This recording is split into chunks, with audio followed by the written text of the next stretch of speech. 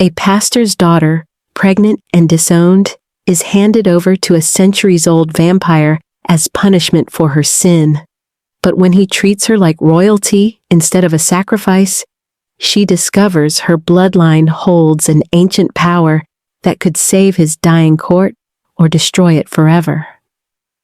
What would you choose when the monsters who took you in show more humanity than the family who cast you out?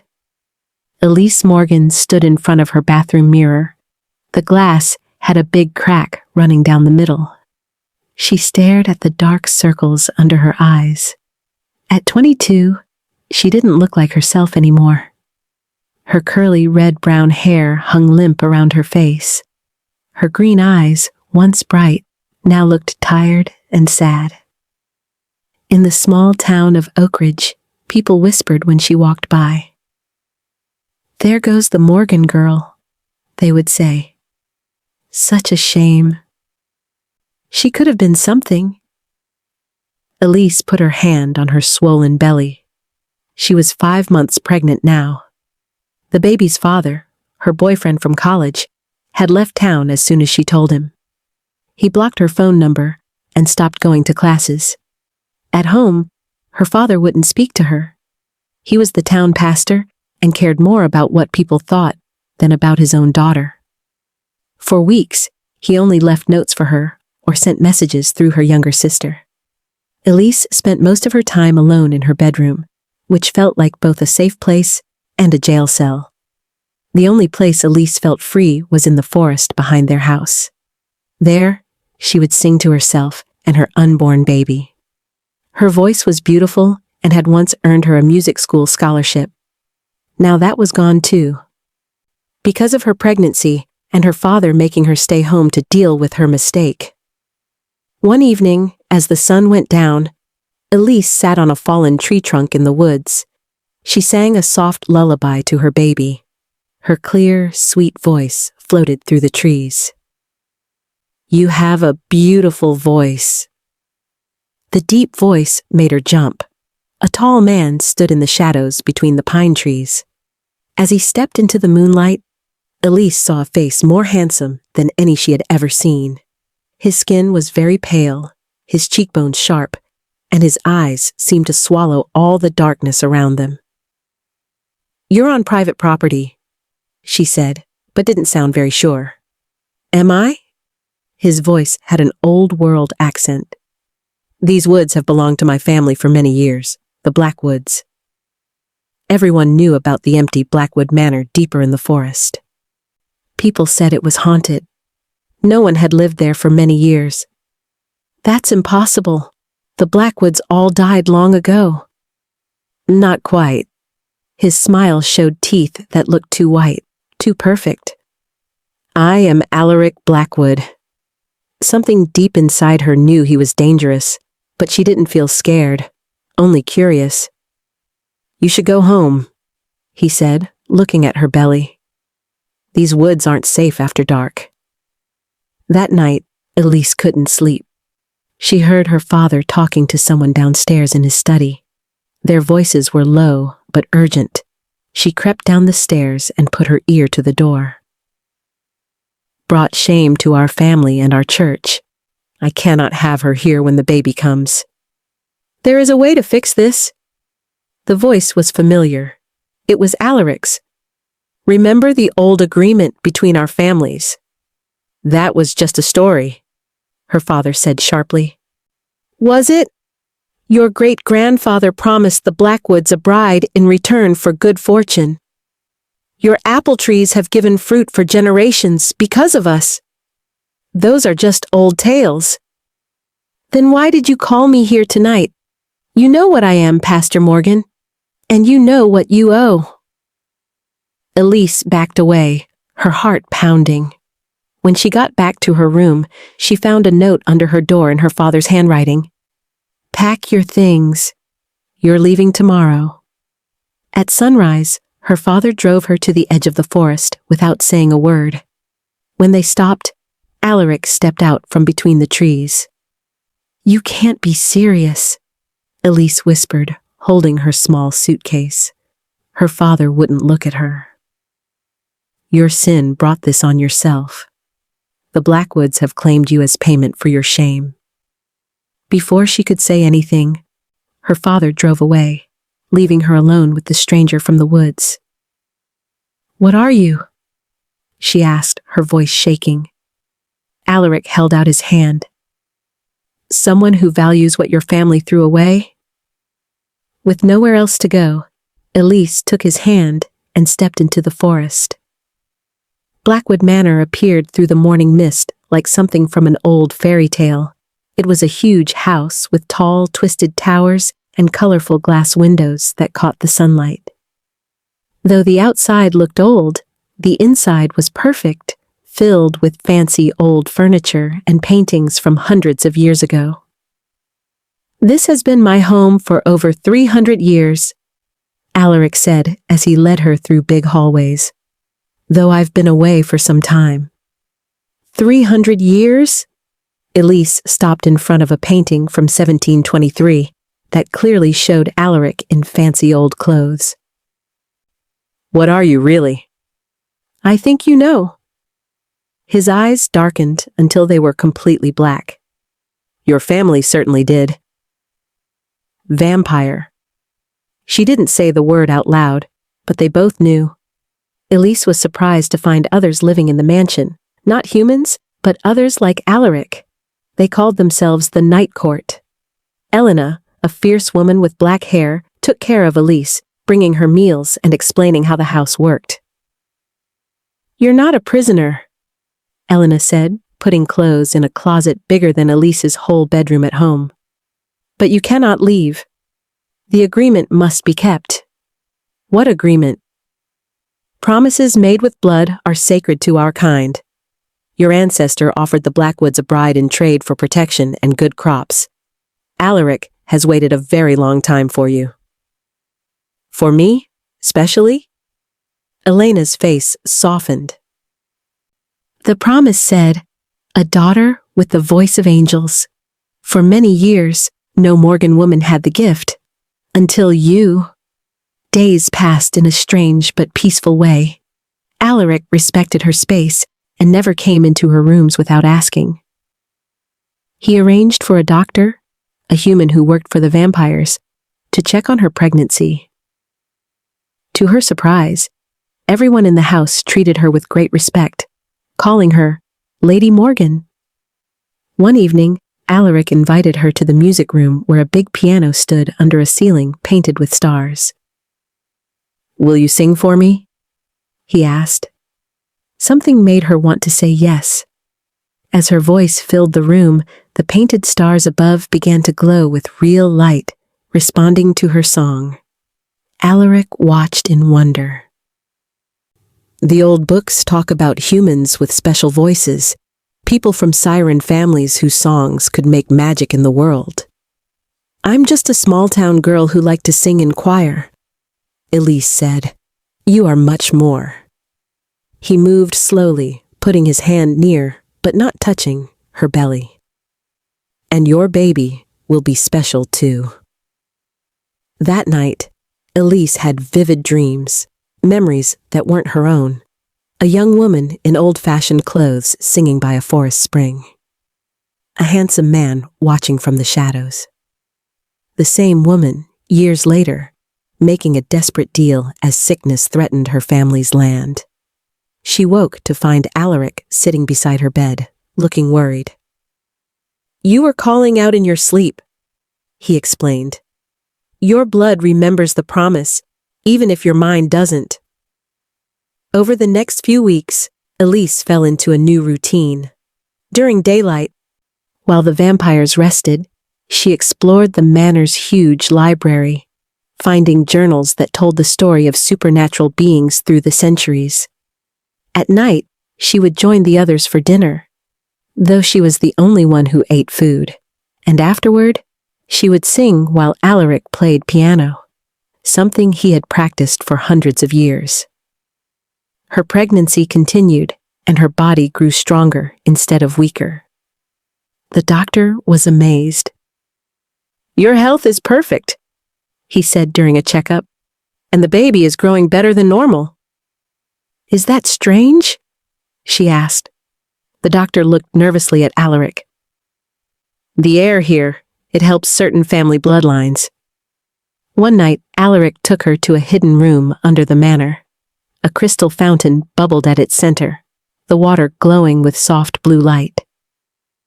This is the Blackwood Spring, he explained. Its waters have kept our court alive for centuries, reducing our need for human blood and making our powers stronger. He dipped a silver cup into the water and offered it to her. It won't hurt you or the baby. It will help you both. Carefully, she took a sip. The water tasted like moonlight made liquid, sending a warm tingling through her whole body. The baby kicked strongly, as if responding to the energy. Our kinds were not always separate, Alaric said quietly. The old families, Morgans, Blackwoods, and others. We share ancestors from times before written history. Your voice wakes up the magic in these walls, because that magic knows you as family. That night, as they walked in the moonlit gardens, his hand brushed against hers.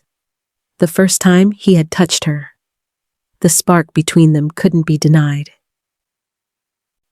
I would never hurt you, he said softly. Or your baby. I want you to know that. Then why am I here?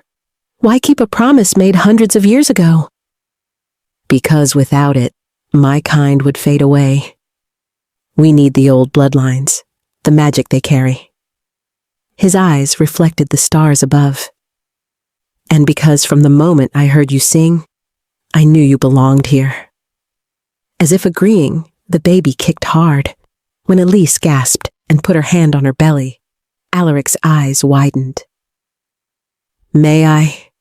He asked, his hand hovering uncertainly. She nodded, guiding his cool palm to the spot. When the baby kicked again, the garden around them changed. Flowers suddenly bloomed in the darkness, filling the night air with sweet smells. The child has power, he whispered. A bridge between our worlds. Before she could answer, Elena burst into the garden, her face tight with worry. Hunters, she said. They've crossed our outer boundary. Alaric's face darkened. Your father has told others where you are, it seems. The hunters came at dawn, led by Elise's Uncle Robert, her father's brother, and the town sheriff. They carried crosses, wooden stakes, and what looked like blessed weapons. They broke through the outer gates of the manor, while most of the vampires were asleep. Alaric moved Elise to a safe room deep inside the mansion. Stay here. No one will hurt you. They're my family, she said. Are they? His eyes flashed with anger. The same family that threw you away? From her window, Elise watched as Alaric faced the hunting party on the front lawn. Her uncle's voice carried clearly in the morning air. Let the girl go, monster. We know what you are. She came by choice, Alaric said, standing calm despite the weapons pointed at him. Ask her yourself. After whatever spell you've put on her, she's carrying an innocent child. The fight ended without a clear winner. The hunters couldn't get into the deeper parts of the manor, and Alaric refused to use deadly force against Elise's family members. But the attack left everyone in the house upset. That evening, all the vampires gathered in the great hall. Lords and ladies Elise had rarely seen came out of their rooms, their ageless faces serious. The Morgan family has betrayed us, said Lord Valerian, the oldest vampire of the court. The promise means nothing if they send hunters to our door. It wasn't a betrayal, Elise said, stepping forward even though Elena tried to stop her. My father gave me away because he was ashamed of me, not because he honors any old agreement. Her boldness made the room go quiet. Valerian's eyes narrowed. Then why should we protect you? Or that human child you carry? Because I chose to stay, she answered, and because my child belongs to both worlds. Later that night, Alaric came to her room looking troubled. There's something I must tell you, he said, about my past. He told her his story. Born in 1689 to a rich family, turned into a vampire against his will during a terrible sickness that killed many in Europe. He spent hundreds of years looking for a cure, only to find the prophecy about the Morgan family. The old writings spoke of a voice that could bring back what was lost. I thought it meant I could become human again, that your family could return me to human form. His fingers traced the cover of an ancient book. I enforced the promise for selfish reasons. And now? She asked. Now I wonder if what was lost was something else. Purpose. Connection. His eyes met hers. The hunters will come back, stronger next time. The court thinks our only choice is to fully change you, make you one of us. The meaning hung heavy between them. And my baby? The change would likely... He couldn't finish the sentence. Her hand moved protectively over her belly. Then it's not an option.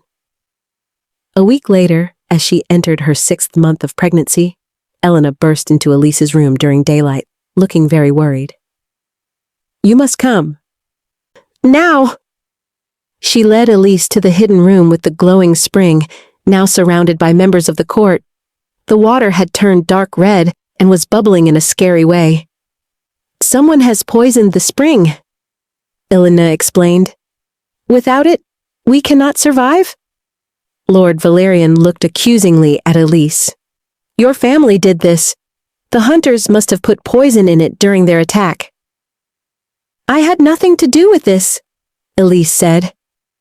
It doesn't matter who did it, said Alaric, coming into the room.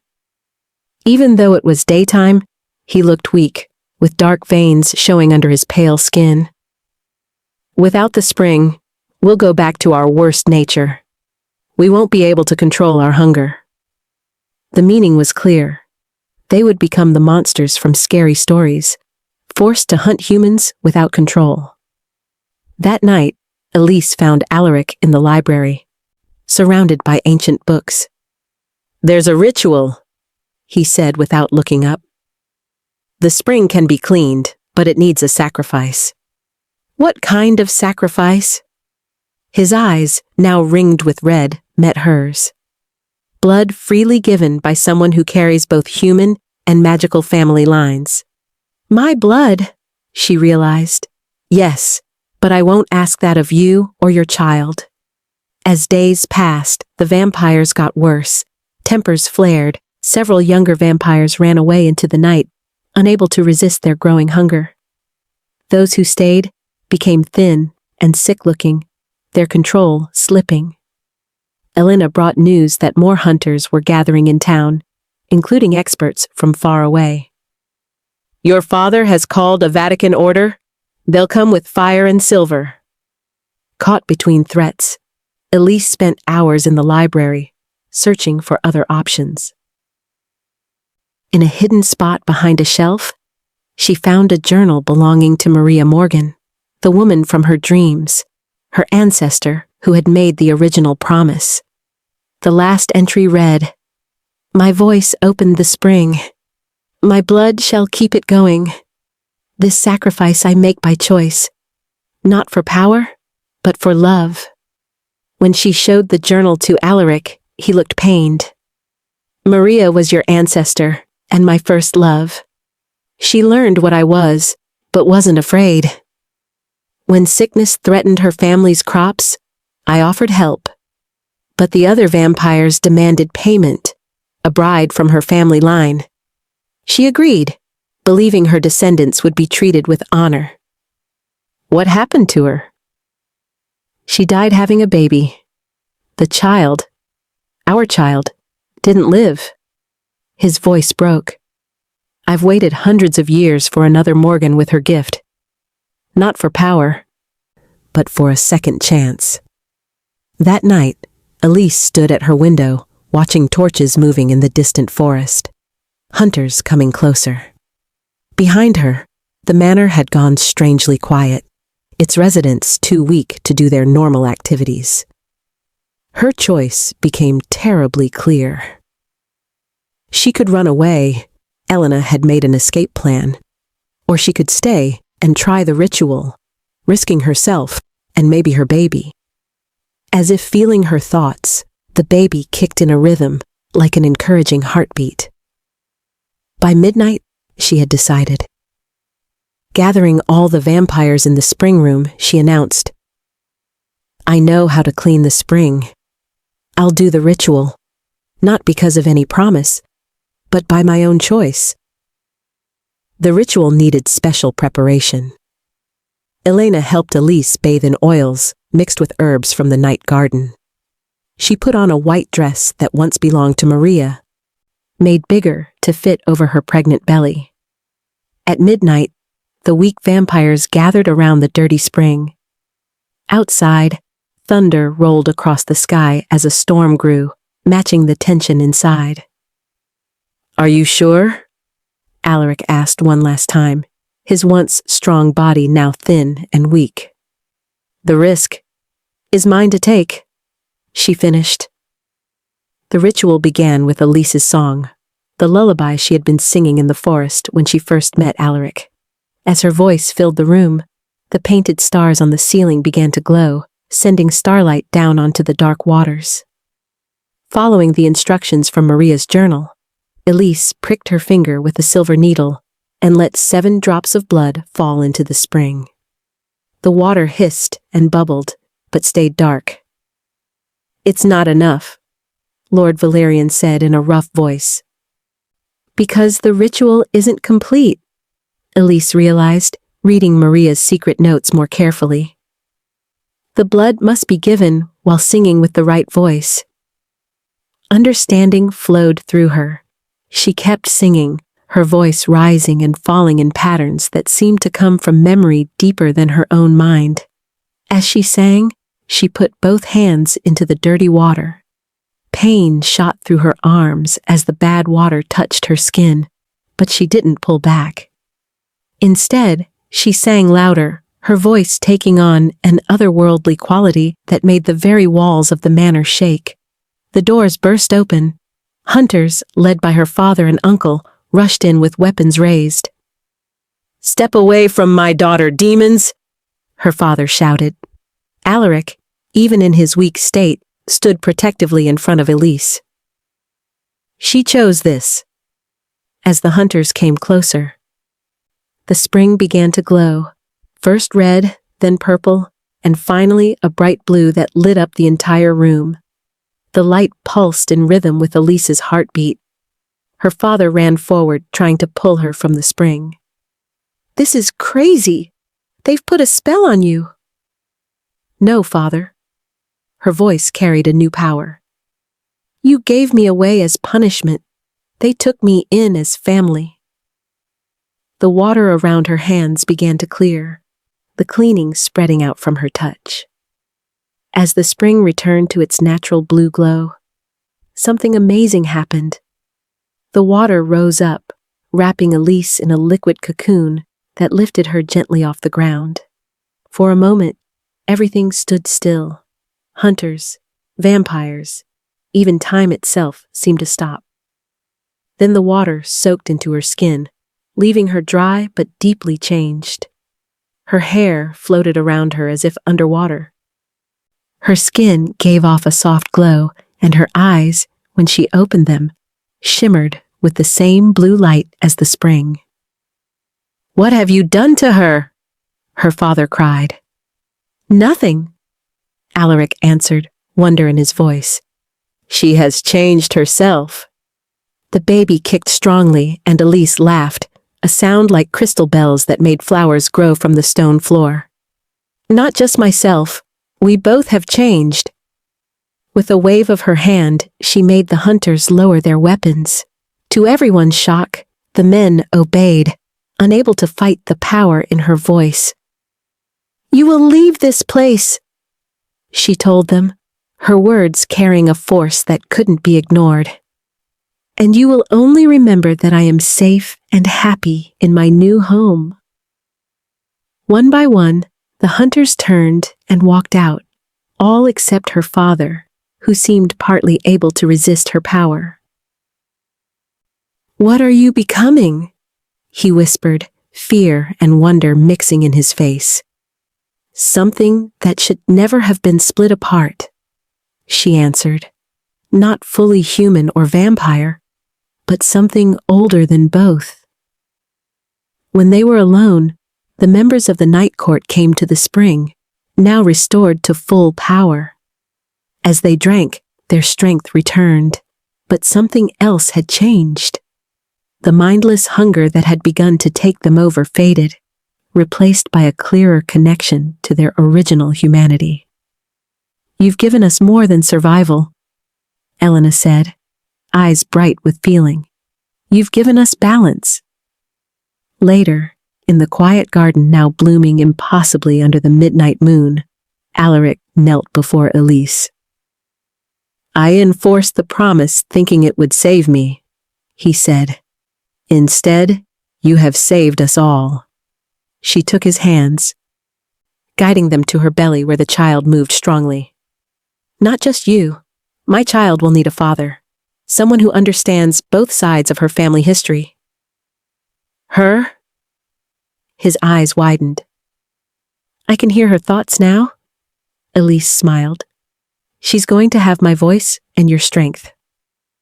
3 months later, as winter changed to an early spring, Elise gave birth to a daughter with red-brown hair and eyes that shifted between green and midnight blue.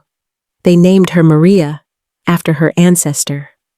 On the child's naming day, the court gathered along with people from other supernatural groups, shapeshifters, fairies, and others who had stayed hidden from human eyes for centuries.